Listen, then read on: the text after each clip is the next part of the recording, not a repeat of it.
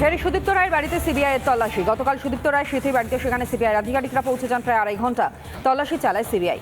দুর্নীতি মামলার তদন্তে কেন্দ্রীয় এজেন্সি এবং এর আগেও সিবিআইয়ের আধিকারিকরা তারা গিয়েছিলেন তার নার্সিংহোম থেকে শুরু করে তার বাড়িতে। তল্লাশি অভিযান চলেছিল এবং গতকালও ফের একবার এই তল্লাশি অভিযানে সিবিআইয়ের আধিকারিকরা এবং রোগী কল্যাণ সমিতির চেয়ারম্যান ছিলেন এই সুদীপ্ত রায়, তার বাড়িতেই এবার সিবিআইয়ের আধিকারিকরা ফের গতকাল গিয়েছিলেন স্মৃতির বাড়িতে। সেখানে সিবিআইয়ের আধিকারিকরা তারা যান এবং প্রায় আড়াই ঘন্টারও বেশি সময় ধরে সেখানে তল্লাশি অভিযান চলে।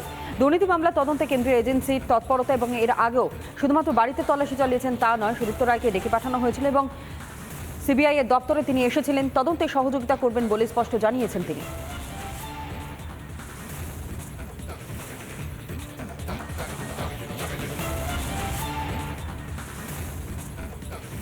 আর এদিকে একটু বন্যার খবর আপনাদের সামনে রাখি। আপনারা জানেন ইতিমধ্যেই দক্ষিণবঙ্গের একাধিক জেলা বন্যা কবলিত এলাকা পরিদর্শনে যেমন মুখ্যমন্ত্রী গিয়েছেন, ঠিক একই রকমভাবে সেখান থেকে তিনি দোষারোপও করেছেন। কিন্তু সাধারণ মানুষের যে জল যন্ত্রণার ছবিটা ধরা পড়ছে, কোথাও হাঁটু জল রয়েছে তো বুক সমান জল পেরিয়ে কোথাও যাতায়াত করতে হচ্ছে, আবার জলের তলায় স্কুল, স্বাস্থ্যকেন্দ্র, এগুলো নতুন কোনো ছবি নয়।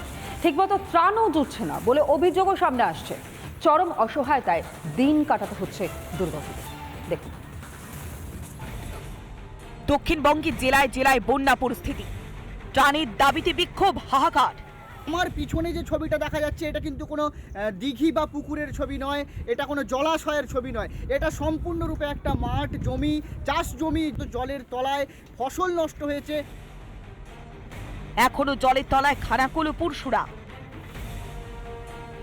রবিবার আরামবাগের জলমগ্ন এলাকা পরিদর্শন করেন মুখ্য সচিব মনোজ পন্ত। মুখ্য সচিব এলাকা ছাড়তেই ত্রাণ নিয়ে কারাকারি তৃণমূলের দুই গোষ্ঠীর।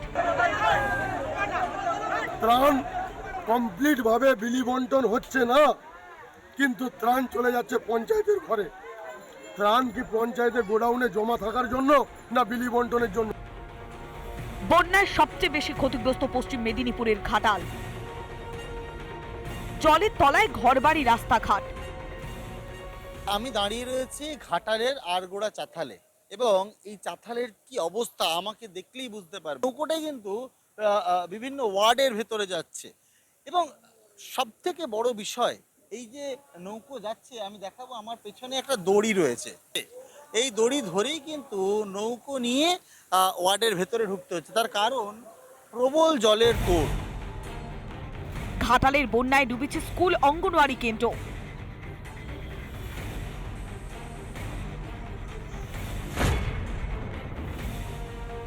মোট 230টি প্রাথমিক বিদ্যালয়ের মধ্যে জলে ডুবে 151টি। উচ্চ বিদ্যালয়গুলির 56টির মধ্যে জলের তলায় 21টি এবং 339টির মধ্যে অঙ্গনওয়াড়ি কেন্দ্র জলে ডুবে রয়েছে 215টি। 45টি স্বাস্থ্য কেন্দ্রের মধ্যে জলমগ্ন 14টি। এই অবস্থায় বন্যা ত্রাণটুকু জুটছে না বলে অভিযোগ ঘাটালের দুর্গতদের। দাদা, ত্রাণ পাচ্ছেন? ত্রাণ আসছে? জল খেতে পাইনি, আর 6 দিন হচ্ছে লাইন নেই, আমরা কোনো জিনিস পাইনি। সব নেতারা রেখে দিচ্ছে, সব নেতারা রেখেছে, আমরা কোনো জিনিস পাইনি। এখন কেউ দেখে নে আমার দিকে, জানা ভোটের সময় ভোট দাও তখন চলে। ধীরে ধীরে জল নামছে হাওড়ার উদয়নারায়ণপুরে। যদিও নতুন করে ফের জল ঢুকেছে আমতা 2 নম্বর ব্লকের 3টি গ্রামে। শিয়াগড়ি থেকে যে উদয়নারায়ণপুরগামী রাস্তা, তা কিন্তু বিভিন্ন জায়গায় এখনো জলের তলায়, কোথাও হাঁটু পর্যন্ত, কোথাও বা কোমর সমান জল। মানে বৃহস্পতিবার থেকে জলে ডুবে আছি, কিছুই পাইনি এখনো পর্যন্ত। আমতার ঝিকিরাগামী রাস্তায় বন্যার জলে তলিয়ে যায় এক যুবক। রবিবার বিকেল উদ্ধার হয় তার দেহ। পাঁশকুড়ার বন্যার জলে তোড়ে ভেঙেছে দোতলা বাড়ি। ভিটে হারা পরিবারকে 5 লক্ষ আর্থিক সাহায্য করেছে বিজেপি। আমার বলার ভাষা নেই, হয়তো আমি সেভাবে বলতে পারছি না খুঁজে। উনি আমাকে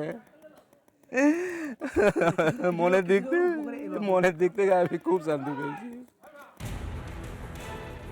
এদিকে বানভাসী দক্ষিণবঙ্গে ফের বৃষ্টির পূর্বাভাস। বঙ্গোপসাগরে নতুন করে নিম্নচাপের আশঙ্কা। আবহাওয়া দপ্তরের পূর্বাভাসে সিঁদুরে মেঘ দেখছেন বন্যা দুর্গতরা। রিপাবলিক বাংলা। আর এদিকে আপনারা জানেন ভাসছে ঘাটাল, ডুবছে বাড়িঘর। ঘাটাল জুড়ে ত্রাণের হাহাকার। বন্যার 5 দিন পর অবশেষে ঘাটালে পা রাখলেন সাংসদ তথা অভিনেতা দেব। তৃণমূল সাংসদকে দেখেই ঘাটালবাসীর প্রশ্ন, কবে হবে মাস্টার প্ল্যান? ফের প্রতিশ্রুতি শোনা গেল ঘাটালে 3 বারের সাংসদের গলায়। ঘাটাল মাস্টার প্ল্যান কি শুধুই ভোট ব্যাংকের রাজনীতি?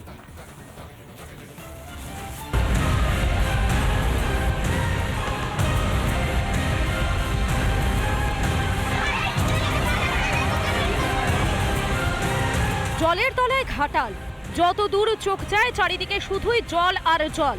এলাকায় হাহাকার। ত্রাণ আসার খবর পেলে তারা ঝাঁপিয়ে পড়ছেন নৌকায়।